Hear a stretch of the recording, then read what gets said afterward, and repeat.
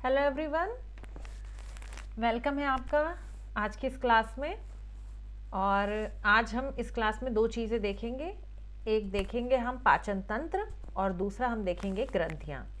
Exam के purpose से ये क्लास बहुत इंपॉर्टेंट है क्योंकि इससे क्वेश्चन आते हैं। इसके पहले भी हमने पाचन तंत्र के संबंध में पोषण और स्वास्थ्य वाले टॉपिक में पढ़ा था और कुछ ग्रंथियों के बारे में भी पढ़ा था, लेकिन चूंकि ये टॉपिक अलग से दिया हुआ है इसलिए हम इसको आज थोड़ा सा डिटेल में इस पर डिस्कशन करेंगे।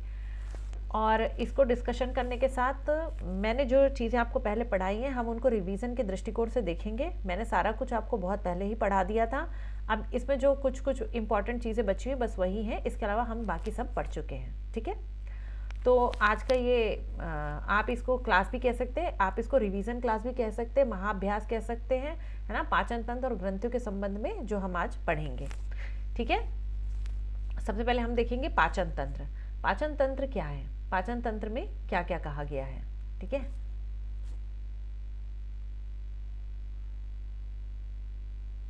तो हम देखते हैं पाचन तंत्र क्या है और पाचन तंत्र में क्या क्या देखना है हमें। तो मानव शरीर के तंत्र के अंतर्गत उन सभी अंगों का अध्ययन किया जाता है जिसके माध्यम से संपूर्ण मानव शरीर का संपूर्ण जीवन चक्र सफलतापूर्वक संचालित होता है। इसमें प्रमुख हैं पाचन तंत्र, श्वसन तंत्र, परिसंचरण तंत्र, कंकाल तंत्र, प्रजनन तंत्र, उत्सर्जन तंत्र और तंत्रिका तंत्र। कुल मिला के ये इतने सारे तंत्र हैं और इन तंत्रों से मिलके क्या बना है, मानव शरीर बना है।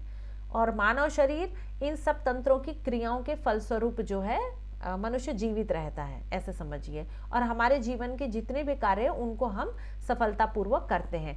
इसके अतिरिक्त इनमें रुधिर के संयोजन के साथ साथ मानव शरीर में विद्यमान प्रमुख ग्रंथियों व इनसे होने वाले स्रावण, क्या हार्मोन और एंजाइम का भी अध्ययन किया जाता है। तो जो बहुत सारी हमारे शरीर में ग्रंथियां हैं, ग्लैंड्स हैं, इनसे क्या होते हैं, हॉर्मोन्स निकलते हैं। ठीक है, स्रावित होते हैं, एंजाइम स्रावित होते हैं, तो हम उसका भी अध्ययन करेंगे।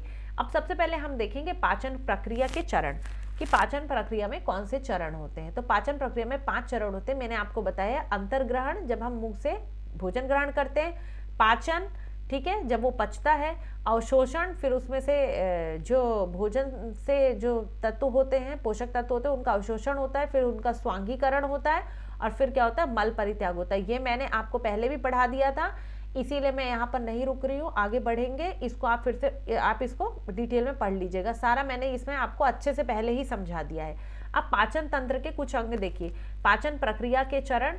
अच्छा, और जिन लोगों ने नहीं पढ़ा है तो हमारे खंड 1 के वीडियोस में ये सारा डिटेल है और उसकी प्लेलिस्ट की लिंक डिस्क्रिप्शन में है, तो आप वहां जाके वो सारे वीडियोस भी देख सकते हैं। वहां पर आपको ये सारी डिटेल्स मिल जाएंगी जो हमने पढ़ाया है। पाचन प्रक्रिया के चरण जो है, अंतर्ग्रहण, पाचन, अवशोषण, स्वांगीकरण और मल परित्याग। इसको 5 को अच्छे से याद करना है, एग्जाम में ये पूछा जाता है, पिछली बार पूछा था। अब पाचन अंग कौन से, मुख गुहा मतलब मुंह, अमाशय, छोटियां तो बड़ियां। ठीक है, पाचन से संबंधित एंजाइम कौन से होते हैं, लार द्वारा स्रावित, फिर अमाशय जो एंजाइम निकालता है और अग्नाशय जो निकालता है। विभिन्न पदार्थों का पाचन, तो किस किस का पाचन होता है, कार्बोहाइड्रेट, वसा और प्रोटीन का। ये भी हमने पोषण की क्लास में सारा पढ़ाया है। आप वहां जाके इस वीडियो के प्लेलिस्ट में इस वीडियो के डिस्क्रिप्शन में प्लेलिस्ट दी है खंड 1 की, है ना, वहां पर जाके आप ये सारे वीडियोस जो है देख सकते हैं। जिन्होंने नहीं पढ़ा है उनके लिए बता रहे हैं। अब आता है पाचन तंत्र। पाचन तंत्र में 2 मुख्य भागों में अंगों को बांटा गया है। एक होता है आहार नाल और दूसरा होता है सहायक पाचन ग्रंथियां। आहार नाल ये एक लंबी और सतत नलिका है जो मुंह, माउथ से गुदा, एनएस तक फैली हुई होती है। ठीक है, ये इसकी लंबाई लगभग 30 फीट लंबी होती है ये, और ये इसके इतने भागों में बटी होती है। ठीक है, 30 फीट लंबी होती है। अब देखो क्या क्या होता है। मुंह होता है, सबसे पहले मुंह से आपने भोजन किया। छोटी आंत भी होती है, ग्रसनी भी होती है, बड़ी आंत होती है, ग्रास नली होती है, गुदा द्वार होता है, अमाशय होता है। ये थोड़ा आगे पीछे लिखा हुआ है, लेकिन आपको पता है कि कौन सी चीज कहाँ होती है। ठीक है, अब सबसे पहले हम इसको लाइन से ही देखेंगे। ठीक है, वो लिखा वहां अलग अलग है लेकिन हम इसको लाइन से पढ़ेंगे। सबसे पहले होता है मुंह गुहा, मुख गुहा। ठीक है, तो ये क्या होता है, मुंह होता है, मुंह से ही भाई सब कोई खाना खाता है ना, वही खाने वाला मुंह है ये। ओके, तो वो मुख से एक दरार की भांति होता है जो बाहर गालों और होठों और अंदर मसूड़ों और दांतों से घिरा होता है। मुख गुहा के मुख्य अंग कौन से हैं? दांत, जीभ और लार है। ठीक है, इसके अंदर की ओर एक क्षैतिज भाग को तालु कहते हैं। तालु मुख गुहा और नास गुहा को अलग अलग करता है। ओके, युवुला एक मुलायम वी आकार की रचना है जो मुलायम तालु से नीचे की तरफ लटकी रहती है। मुख गुहा के फर्श पर एक मांसल मोटी रचना पाई जाती है जिसे जीभ कहते हैं। सबको पता है जीभ क्या होती है। देखो अब इसमें ये मत पूछना कि कौन सी चीज का होती है, सबको पता है जीभ कहाँ है, मुंह कहाँ है, ठीक है ना। बस आप अपने अपने बॉडी पार्ट्स को समझते हुए चलेंगे तो आप जल्दी से याद हो जाएगा सारा चीजें। फिर जीभ जो है मुंह गुहा की एक संरचना है जो फ्रेनुलम के द्वारा जुड़ी होती है। अब ये फ्रेनुलम याद कर लो, एग्जाम में ऐसा पूछता है कि पूछ लेगा कि जीभ किससे जुड़ा हुआ है, तो फ्रेनुलम से। ओके, अब स्वाद का अनुभव करने के लिए जीभ के ऊपरी सतह पे स्वाद कलिकाएं होती है, टेस्ट बड्स कहते हैं इनको। जो मीठा भाग सामने, ठीक है, अग्रभाग पे खट्टा, नमकीन और कड़वा पीछे भाग पर स्वाद का अनुभव करवाती है। ठीक है, तो मीठा सबसे सामने जैसे खाएंगे मीठा पता चल जाएगा, लेकिन खट्टा, नमकीन और कड़वा पीछे जाके पता चलता है जब भोजन वहां चला जाता है। जीभ में बेबर ग्रंथि पाई जाती है, इसको याद करना है अच्छे से। बेबर ग्रंथि इसमें लार का संग्रहण करती है। ओके, ये स्टार बना के याद करना है। जीभ में 2 से 9,000 स्वाद कलिकाएं पाई जाती हैं। बच्चों में स्वाद कलिकाएं अधिक होती है और बूढ़ों में कम होती हैं। ठीक है, हाल ही में वैज्ञानिकों ने एक नए स्वाद उमामी को बताया है जिसका स्वाद टमाटर जैसा होता है। अब आती है लार ग्रंथियां। ठीक है, सलाइवरी ग्लैंड्स। इसमें क्या है, 3 जोड़ी लार ग्रंथि होती है। एक होती अधोजीवा, सबलिंगुअल ग्लैंड, फिर अधोमैक्सिला, सब मैक्सिलरी ग्लैंड और अधोहनु पैरोटिड ग्लैंड। इंग्लिश पिछले लास्ट टाइम पे जो है हिंदी में नाम नहीं आए थे, इंग्लिश में आए थे, इसलिए मैंने सबका इंग्लिश बता दिया है। पिछले बार पैरोटिड ग्लैंड से क्वेश्चन आया था। ओके, अधोजीवा, जीवा के दोनों ओर एक एक उपस्थित होती है, यानी यह है आपकी जीभ और जीभ के एक ओर और एक ओर, ये दोनों होती हैं। ठीक है, जो बर्थोलिन नलिका या रिविनस नलिका द्वारा खुलती है, दांतों के नीचे पाई जाती है ये, और ये सबसे छोटी लार ग्रंथि होती है। ठीक है, तो सबसे छोटी लार ग्रंथि कौन सी होती है? अधोजीवा, जो जीभ के नीचे रहती है। अधो मतलब नीचे है और जीभ के नीचे। ठीक है, यानी दांतों के नीचे पाई जाती है और जीभ के दोनों ओर एक एक उपस्थित होती है। बर्थोनिल नलिका से जुड़ी होती है या इसको रिविनस नलिका भी कहते हैं। सबसे छोटी लार ग्रंथि होती है। अधोमैक्सिला, ये जबड़े के मध्य में मैक्सिला अस्थि के दोनों ओर एक एक उपस्थित होती है जो वार्टन नलिका से खुलती है।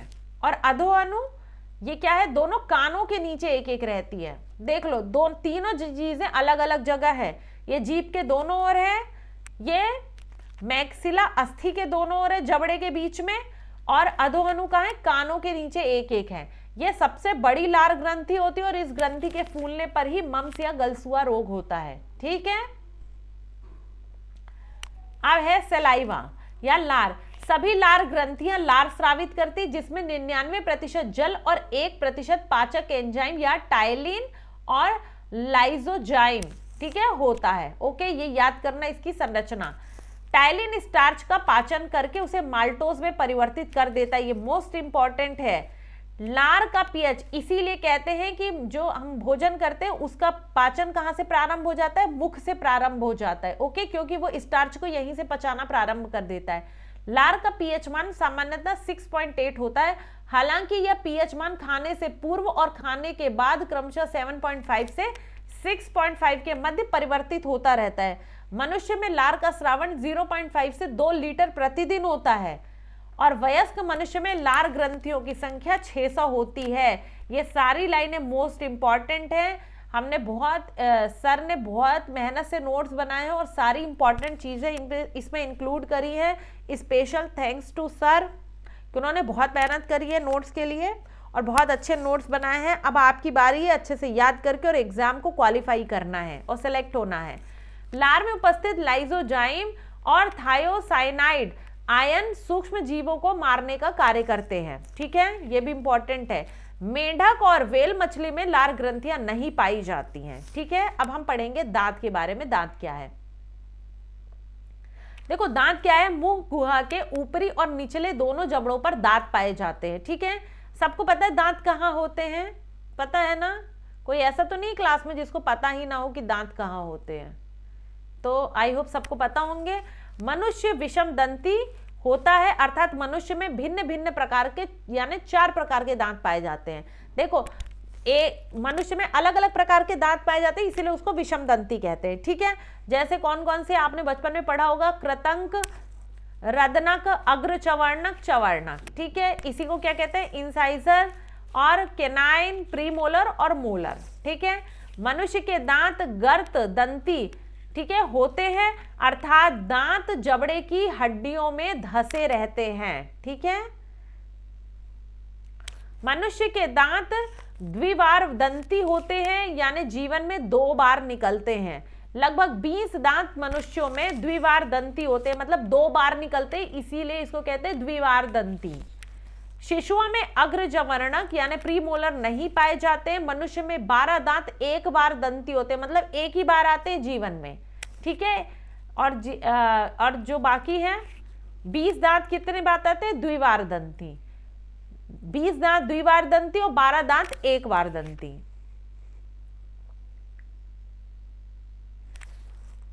कृतंक सबसे आगे के दांत है जिनका कार्य भोजन को काटना होता है। रदनक ये नुकीले दांत होते हैं जिनका कार्य भोजन को फाड़ना होता है। अग्र चवर्णक और चवर्णक को गाल दांत यानी चिक टीथ भी कहते हैं। जिनका कार्य क्या होता है, भोजन को पीसना। तीसरे चवर्णक लगभग 20 वर्ष की आयु में निकलते हैं, इन्हें बुद्धि दांत कहते हैं, विजडम टीथ। ठीक है, और मनुष्य में रदनक और बुद्धि दंत अवशेषी संरचनाएं होते हैं। दंत क्षय का कारण बैक्टीरियल संक्रमण है। ओके, तो यहां तक आपको दांत समझ में आ गए होंगे। ये बेसिक संरचना थी। अब हम दांत की अंदर की संरचना देखेंगे।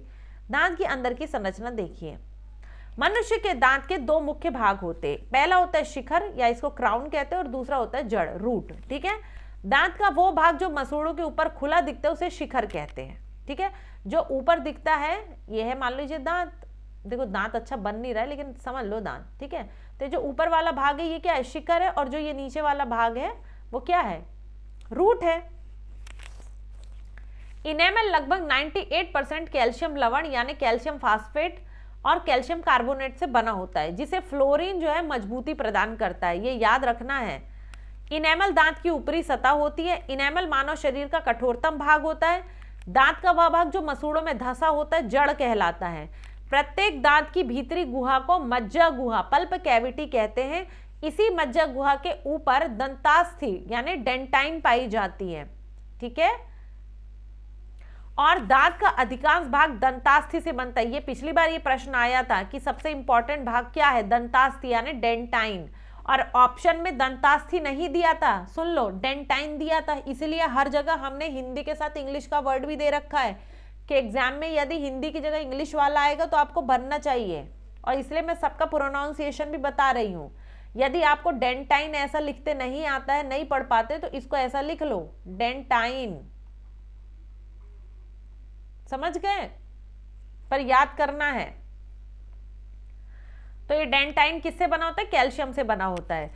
इसमें लगभग 70% कैल्शियम लवण होता है, जिसके कारण ये हड्डियों में मजबूत होती है, यानी हड्डियों से भी ज्यादा मजबूत होती है ये। दांत के अंदर मज्जा गुहा यानी पल्प कैविटी होती है, जिसमें रक्त वाहिकाएं और तंत्रिकाएं पाई जाती हैं। मतलब ये देखो, ये दांत आप ऐसे देखते हो, ऐसे मैं बड़ा बनाती हूँ, ये ऐसे दांत देखते हो, और दांत क्या है, यहाँ वो रहती है, मांस रहता है, और ये आपका दांत इस मांस में फिट है।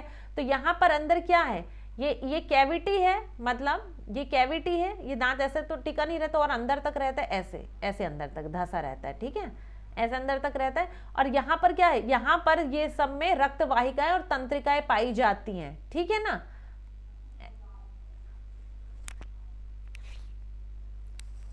अब देखिए, अब दांत के आगे चलते हैं। खाना खा लिया, दांत से चबा लिया, अब ग्रसनी। ग्रसनी ये क्या है, मुंह गुहा का पिछला हिस्सा है, जहां से अब भोजन निकलेंगे। पहले क्या किया, मुंह से भोजन खाया, दांत से चबाया, दांत के बारे में सारा पढ़ लिया। अब हम आएंगे ग्रसनी पे। तो ग्रसनी क्या होती है, जब हमने भोजन को जैसे ही खा के निगला तो ये ग्रसनी से जाता है नीचे।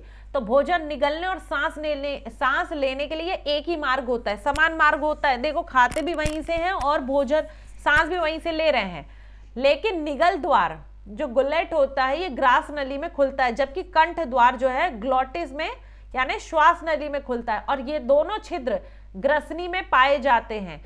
कंठ द्वार से आगे की ओर एक चपटी संरचना पाई जाती है जिसे एपिग्लोटिस कहते हैं। ठीक है, जो भोजन के निगलने के समय यह कंठ द्वार को ढक देती है, जिससे भोजन श्वास नली में नहीं जाता है। ठीक है, यहां पर जैसे ही आप खाएंगे तो आपके गले से आगे एक गले में ही लगभग समझिए गले के आसपास जो है ये एपिग्लोटिस होता है, मतलब एक ढक्कन टाइप की एक संरचना होती है, समझ गए। तो जैसे ही आपको क्या होता है, भोजन को निगलना होता है, जैसे ही आप खाना खाते हैं तो क्या करती है, जो श्वास नली है उसको यानी उसको वो ढक देती है। तो ये जो खाना है ये आपके कहाँ चला जाता है, खाना जो ग्रसनी है उसमें जाएगा, यानी खाने वाली नली में जाएगा, ग्रसनी में जाएगा, ना कि इसमें श्वास नली में चला जाएगा। ठीक है, क्योंकि ये दोनों आपस में एक साथ ही होती हैं।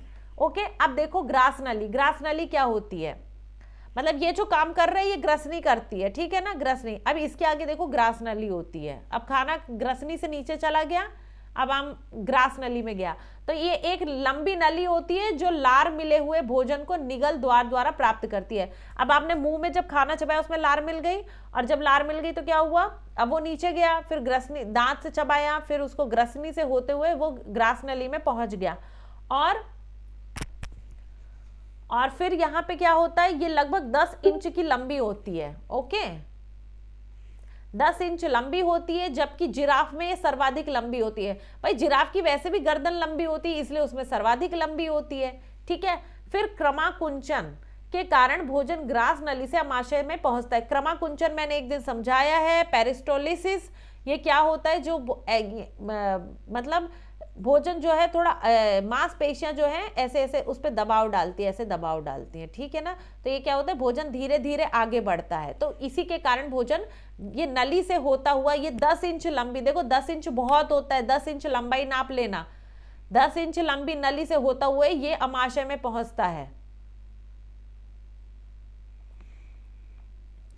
ग्रास नली व अमाशय के बीच एक वॉल्व स्फिक्टर, ठीक है, स्फिक्टर पाया जाता है, और जो भोजन को वापस ग्रास नली में जाने से रोकता है। ओके, हर जगह देखो बॉडी में एक एक वॉल्व लगा है, समझो। तो क्या होता है, वो जैसे ग्रास नली से आगे बढ़ के भोजन गया तो यहाँ पे भी एक वॉल्व लगा होता है जो ऐसे अमाशय से जुड़ा होता है। ठीक है, ये अमाशय इस टाइप का होता है, तो यहाँ भी वॉल्व लगा होता है जो वापस भोजन को ऊपर आने से रोकता है। ठीक है, ऐसे खा के नीचे तो चला गया, लेकिन यहाँ पे भी वॉल्व रहता है जो आप कहते हैं कि अब ऊपर वापस नहीं जाना है।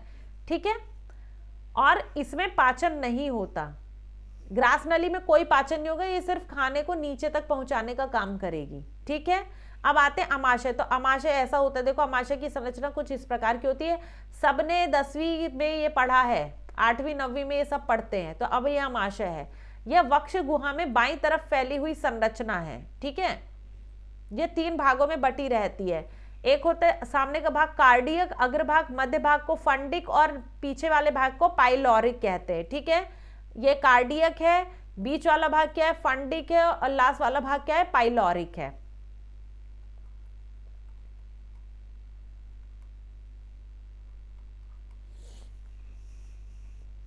अमाशय के भीतर की दीवार पर जठर ग्रंथियां यानी गैस्ट्रिक ग्लैंड पाई जाती है। जठर ग्रंथियों में मुख्यतः 3 प्रकार की कोशिकाएं पाई जाती हैं। अब इनको देखो कौन कौन सी कोशिकाएं, म्यूकस सेल है, श्लेष्म कोशिकाएं, फिर पेप्टिक या जाइमोजेन सेल्स हैं, और मुख्य कोशिकाएं, और फिर क्या भित्ति कोशिकाएं हैं, ऑक्सिंटिक या पेरिटल सेल्स।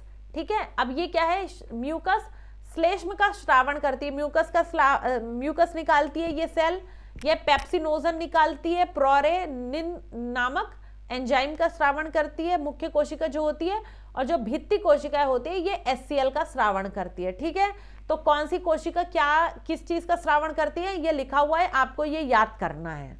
ठीक है, अमाशय में हाइड्रोक्लोरिक अम्ल HCl पाया जाता है, जिसका श्रावण अमाशय की पेराइटल कोशिका से होता है। ठीक है, यही है पेराइटल कोशिका या भित्तीय कोशिका। एग्जाम में पेराइटल कोशिका आ जाए तो गड़बड़ मत करना, ध्यान रखना। ठीक है, HCl का कार्य भोजन को अम्लीय बनाना होता है और भोजन में उपस्थित जीवाणुओं को नष्ट करना होता है। तो अम्लीय इसलिए बनाते ताकि उसके जीवाणु नष्ट हो जाएं। बच्चों के आमाशय में हाइड्रोक्लोरिक अम्ल अनुपस्थित होता है, बच्चों में ये नहीं होता है। म्यूकस लेयर आमाशय के HCl के आघात से रक्षा करती है। आमाशय की प्रधान कोशिका चीफ सेल से जठर रस निकलता है। जठर रस हल्के पीले रंग का अम्लीय द्रव होता है। जठर रस में पेप्सिन और रेनिन एंजाइम उपस्थित होता है। ठीक है, अब देखो हल्के पीले रंग का द्रव्य, ज्यादातर आपने देखा होगा जब लोगों को उल्टी होती है ना तो इसी प्रकार का दिखता है। जो उल्टी में जो पदार्थ निकलता है वो ज्यादातर पीला पीला होता है, तो वो यही होता है, समझ गए ना। तो इस और उल्टी बहुत फोर्स से होती है। क्यों? 10 इंच लंबी नली से जब कोई सामान नीचे से ऊपर की ओर फेंका जाएगा तो बॉडी को कितना फोर्स लगाना पड़ेगा, समझो, है ना। मतलब जहां पर खाना इतना धीरे धीरे जाता है और वहां पर जब उसको बाहर निकालना हो तो कितना बॉडी को एक्स्ट्रा एनर्जी और एक्स्ट्रा फोर्स लगाना पड़ेगा उसको काम को करने के लिए। तो इसीलिए उल्टा सुल्टा नहीं खाना चाहिए। ठीक है, अब यहां तक सब समझ में आ गया होगा कि खाना कैसे पचता है। HCl सबसे इंपॉर्टेंट है। HCl किससे निकलता है? पेराइटल कोशिका से, पेराइटल है ना, या भित्ति कोशिका से। ठीक है, अब आंत पर आते हैं। मनुष्य की आंत भी 2 भागों में बटी हुई है, एक होती है छोटी आंत, एक होती है बड़ी आंत। शाकाहारियों में आंत की लंबाई अपेक्षाकृत अधिक होती है जिससे भोजन अवशोषण हेतु अतिरिक्त पृष्ठ मिल सके। ठीक है, अब छोटी आंत देखते हैं। छोटी आंत भी 3 भागों में विभक्त है। ये सब मैं पढ़ा चुकी हूं, ये सब मैंने इसके पहले क्लासों में पढ़ा दिया है। ठीक है, ये दोबारा पढ़ रहे हैं। ये क्या है? डुओडेनम सबसे आगे का हिस्सा होता है। छोटी आंत में 3 हिस्से होते हैं, मैंने बताया था। डुओडेनम ऊपर वाला, बीच वाला जेजुनम और लास्ट वाला इलियम। ठीक है, तो पहला ग्रहणी कहते हैं उसको डुओडेनम, फिर अग्र शुद्रांत यानी शुद्रांत जेजुनम और ये शुद्रांत इलियम। ठीक है, छोटी आंत है। अमाशय और छोटी आंत के बीच में पाइलोरिक वाल्व पाया जाता है। ये अभी ये ध्यान रखो। देखो अमाशय और ग्रसनली, जो अमाशय था और जो आपकी ग्रास नली थी, ये देखो कहाँ गई, ये ग्रास नली, इसके बीच में जो पाया जा रहा था वाल्व, उसको क्या कह रहे थे? स्फिंक्टर कह रहे थे। ठीक है, अब अमाशय और छोटी आंत के बीच में जो पाया जा रहा है वाल्व, उसको क्या कह रहे हैं? Pyloric valve. इसको याद रखना है। ठीक है, ये जो वाल्व है इनके नाम याद रखना। अंग्रेजी अक्षर के यू अक्षर की भांति ये मुड़ी हुई संरचना होती है। ग्रहणी और अमाशय के मोड़ पर अग्नाशय यानी पैंक्रियाज होता है। ठीक है, पित्त वाहिनी यानी बाइल डक्ट, अग्नाशय वाहिनी एक समान वाहिनी द्वारा ग्रहणी में खुलती है। यानी जहां से पित्त आता है ये एक ही जगह, वो कहाँ पे खुलती है? छोटी आंत में जो खुलती है। और अग्नाशय से भी जो रस आएगा वो भी यहीं पर खुलेगा, एक ही जगह खुलता है। ग्रहणी की दीवार पर ग्रहणी ग्रंथियां या ब्रूनर्स ग्लैंड्स पाई जाती हैं। छोटी आंत की लंबाई 6.5 मीटर से 6.5 मीटर और चौड़ाई 3 से 4 सेंटीमीटर होती है। ओके।